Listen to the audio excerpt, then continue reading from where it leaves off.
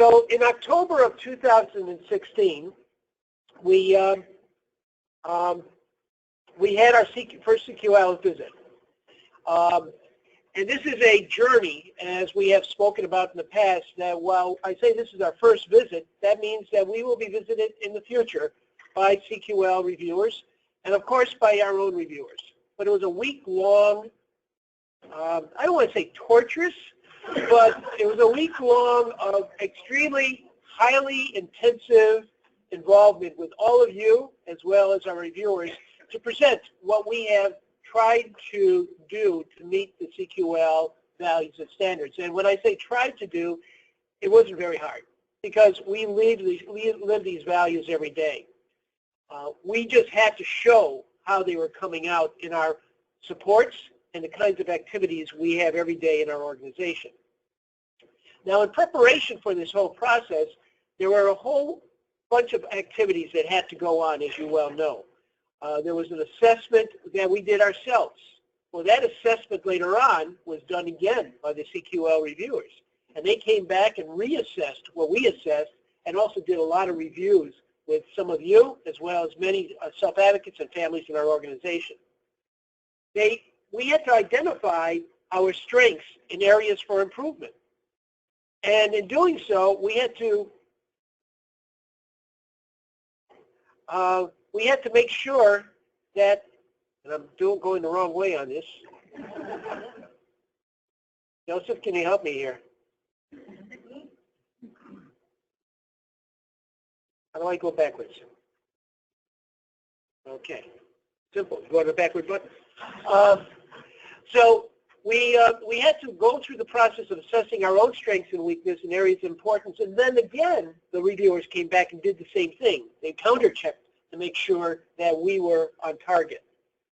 And then we went through a process of what's referred to as appreciative inquiry. That was really digging deep into what we learned about ourselves, both prior to the visit and during the visit, to make sure that what we think we know about ourselves is really true. And that type of process occurred not only among ourselves, it occurred among our families who participated, self-advocates, and community leaders. And so congratulations.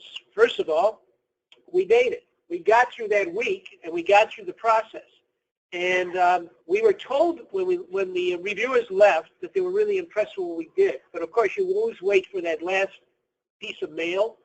And so on Thursday of last week, we finally got the letter that said we are awarded a 4-year accreditation for person-centered excellence. Now, yes, you can clap. Now, there are different stages of accreditation that are given by CQL, and this is the highest level you can achieve on a first-time visit. So not only are we congratulate ourselves, we hold ourselves to a very high standard.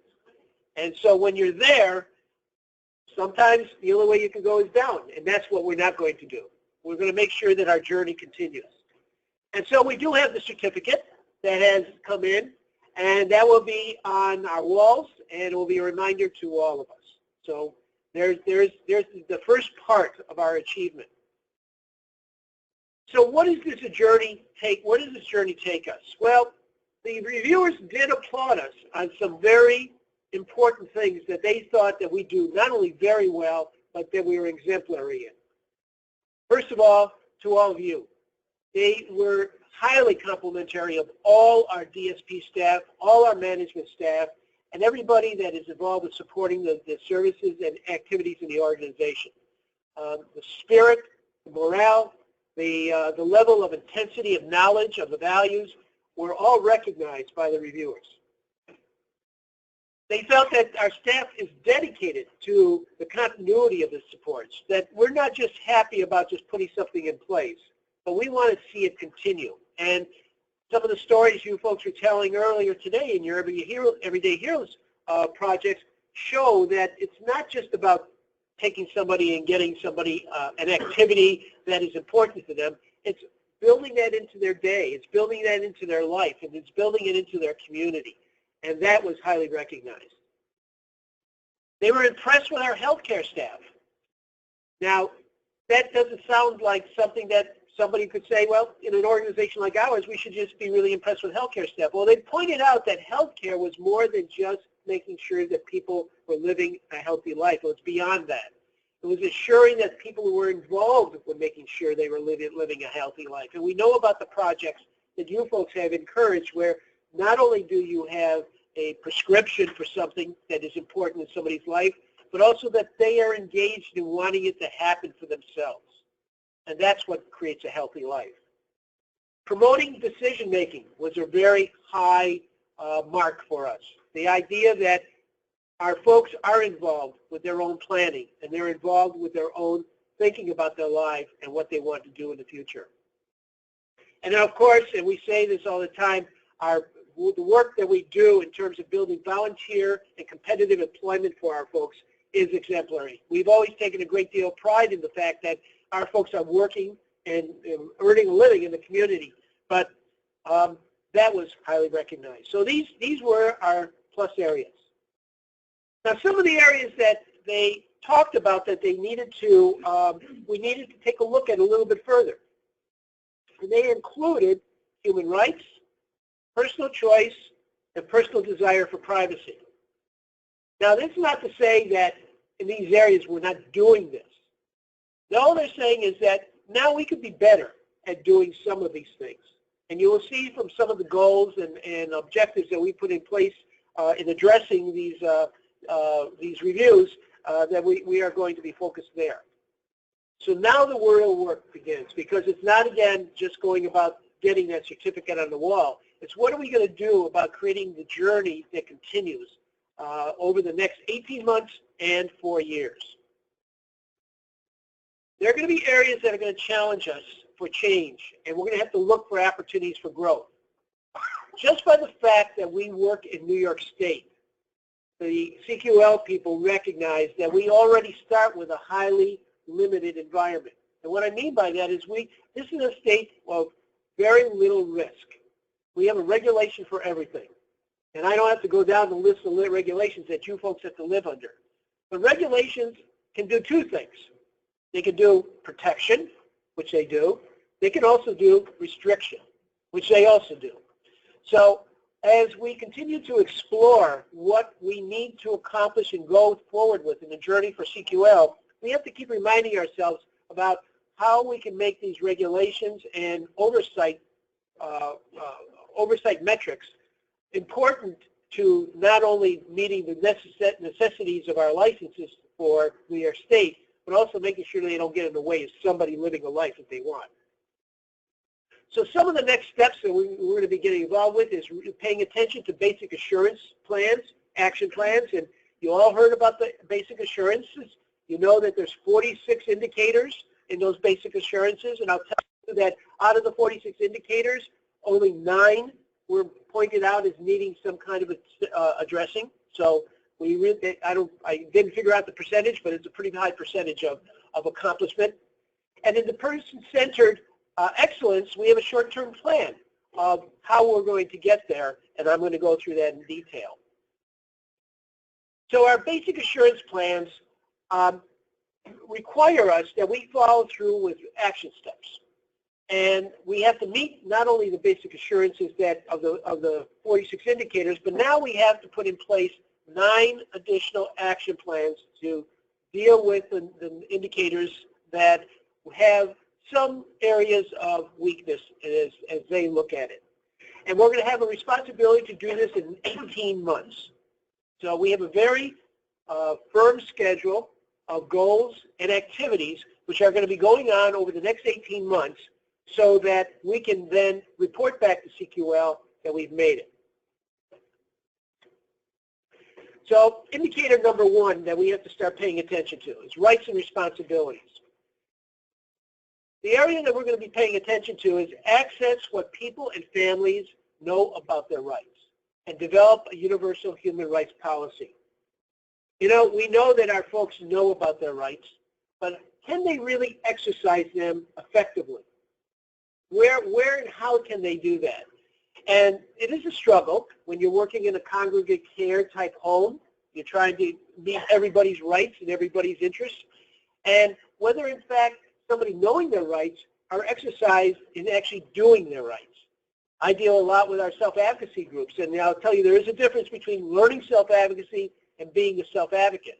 And so we're going to have to show that we are really developing a strategy so that not only do people recognize their rights, but they're starting to exercise them through their personal planning, through what they do in their daily life, and how they encourage you to support them in what they would like to see done.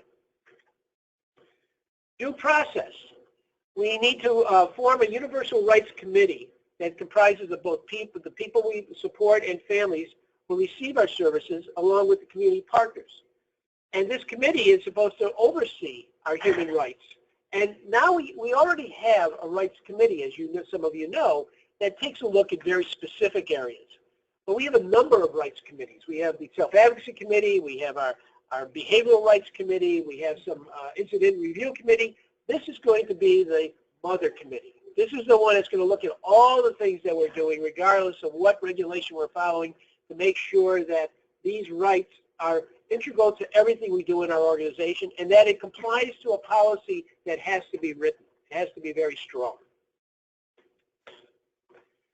We need to develop a policy and tools regarding decision-making supports. How do people get supported in making the decisions? It's not simple enough that they just walk into a room with their important others and sit down at an ISP meeting. Are they engaged?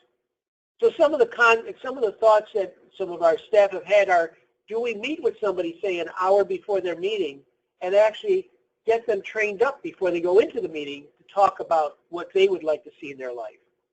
How do we see that happening between ISP meetings so that somebody are reminding themselves of the things that they are asking for and whether they're getting them in their life? Complaints. You know, we have a hotline in our organization, but it's largely for staff or for families. We need to develop a system of complaints for the people that we support so that they can call in and or find a place to register a complaint. And this is more than just saying that they are registering something that has to do with an incident or an injury. This is a complaint about maybe they didn't get something they wanted. Maybe they would like a different kind of arrangement in their services and supports. Maybe they'd like to live in a different house. Now, we already had started in that direction prior to this visit. So we had a framework for talking about it, but we need to complete this. So this is one of the areas of our basic assurances that I think we're going to finish very, very quickly. And you'll see more about that as we start announcing the results later on in the year. People have privacy. We need to have a plan to increase the option for privacy and a choice in living arrangements. We know that's difficult, particularly in people living in the group homes, right? We don't have the kinds of homes that have individual bedrooms in every location. We do have, with newer homes that we're opening, all have individual rooms. So we're going to have to start getting creative about how folks can find that moment of privacy in their life. And that's going to be an area of great struggle. I know it's going to be. I know some homes have been able to do something now with finding some separation in the home. We have other homes that, just by their environment, are going to be difficult. So are there other ways that we can find a place for privacy? Can somebody have a private corner for their own recreational time or their relaxation time? Can they have moments in the day when it's really their time and they're in charge? We're going to have to look at this very creatively. Natural support systems. We have to have policies and procedures that emphasize our strong commitment to inclusion and that these practices are reviewed and expanded on a regular basis. Much of what you're talking about today in your Everyday Heroes meeting is all about natural support systems. But one of the most interesting things I found, both in terms of CQL visit as well as talking to some members of our Quality Improvement Committee of our Board of Directors, is they say, do you have a policy regarding this? We said, no, we do this stuff all the time. You know, why do we need a policy? They said, because you need to name it. You need to name that it's important. So one of the things that we're going to be structuring, and you're going to see more on, is the kind of language that needs to be found every place in our organization, whether it's in a policy manual or in a training manual, that constantly reinforces natural support systems. Individualized safety supports, making sure that they're individualized plans for everyone. They're not just blanket plans. And then also to support some of the families with disaster plans. This was an area of great conversation because we thought we were doing pretty well. We all know that you have your fire drill schedules. We all know that you have your emergency schedules for, when some disaster occurs. And one of the questions that the reviewer says, yeah, but what if somebody ran off in the wrong direction? Do you have instruction and a policy or some kind of direction for a person who may be in a different part of the house and is not just following the normal plan? Do you have plans for people that are living on their own? Do we have plans for telling families where they may go if there's a disaster and they need to find where their loved one is? So the idea of creating a disaster plan that is larger than just the congregate style plan, that just everybody gets in a line and goes out the front door, is not sufficient. We need to have plans where people become trained in self-protection and that as they possibly could be dealing with an individual disaster on their own, and they have to know what to do about that. People are free from unnecessary and intrusive interventions. We need to update our positive behavioral supports policy. One of the things that we have always subscribed to is, as you know, when we train skip, we don't train in the areas of more extensive takedowns or wraps or things of that sort. But this was a question that was posed to me as the executive director. I said, well, where's the policy that says they can't do that, and where's the policy say you don't train it? We said, well, we just don't do it. We just don't train anybody to do it, so they can't do it. That's not sufficient enough. It's not sufficient enough. We have to actually say we train skip up to this point, and we don't go any further. And that we don't ascribe to takedowns or any kind of significant wrap of the person. That we have a positive approach on every step of our behavioral plans. And then we have to have a monitoring system, and this is much like our strategic plan. How do we monitor all the things that I just spoke about to make sure that they're being done? And of course, using the POMs, as you all know, the personal outcome measures, we can measure individual to individual how well we're doing, and we can also match ourselves against other organizations, including other NISARC chapters. But we have to have a collection system in place. And this is one of the things that we're struggling with right now. This is a big logistical thing. Making sure that A, we know exactly when everybody in the organization is going to get a personal outcome measure interview. B, how does that data get into a database? C, when are we going to use it to measure up again to find out if the person has any growth in the areas that they talked about during their POM interview? It sounds like an additional job for all of us, and we're trying to discover a way of making it part of what we do, not separate from.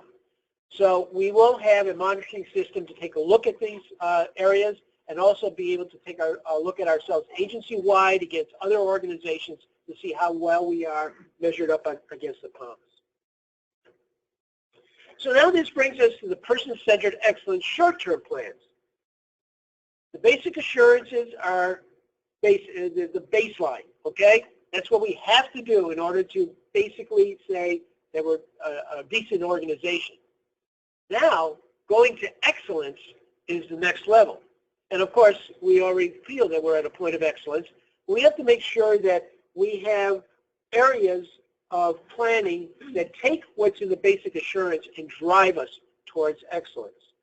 So we have 3 primary goals that were developed during the week of the interview by CQL using a community meeting approach. That community meeting included close to 50 people, I believe. If I remember, this whole room was full. We had family members, we had board members, we had self-advocates, we had DSPs, we had managers, we had administration, we had a couple community leaders, people representing the DDRO, people representing some of our businesses in the community. We sat around and took a look at what the CQL reviewers said about our basic assurances and what they said about our programs and all those wonderful things they told us that we're doing well, and said, all right, over the next couple of months, What are you going to start paying attention to start driving greater excellence into your organization? So we came up with the 3 goals. The first goal is people are heard to live the life they desire. That sounds like a wonderful value statement, and it is. But now start thinking about the people you support every day and how we can exercise the kinds of activities, the kinds of supports, so that we truly can say that everybody you touch is living the life they desire. So we're going to be taking a look at what are the most effective community skills that we can use to learn about people, how do we support them, and particularly how do we learn about their dreams and support their dreams. I heard some wonderful stories here today. And every one of these stories, I know you have the commitment to go back tomorrow to work to make sure that those stories continue to unfold. But you know, life gets in the way. And what we have to make sure is that while life is getting in the way, that we are not, that getting to that person's dream is always not dependent on one of you, but it's dependent on the entire community around that person. So we are taking this goal very seriously, and we have a number of work groups that are working on it, a number of learning circles, and you'll be hearing more about the activities on that area. People direct their own services and supports. What practices can we use for the person to help them plan in their life so they can develop their plans around their dreams with the type of people, with their family, with their friends, with the community they want to live in? One of the last stories I heard up here, I think it was the second from last story, has to do with Tim, who I've known for a long time. And he's had a hard time trying to figure out how to use his community on his own behalf. And I was hearing the struggle that the staff are going through trying to figure out how does he exercise what his interests are, given some of the other challenges that he has in his life. And we have to think about that in terms of everybody in our organization. What do we do to help every one of our folks to know how to exercise the direction and control of their movement towards their dream? And then what do we do for them?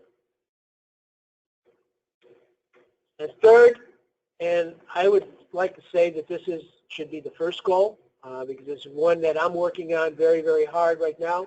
Our workforce is valued, supported, qualified, and well compensated, making Arc of Westchester a leader in the delivery of person-centered supports.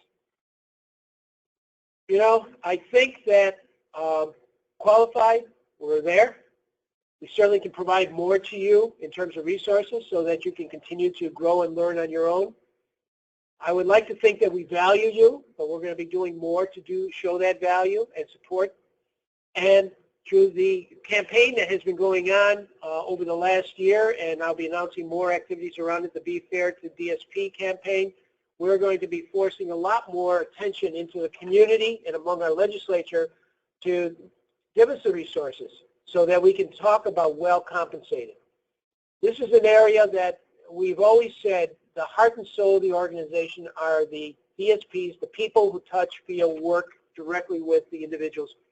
You know, if you work in an industry, you know, you're in an industrial plant, everything you own, your assets, is stuff.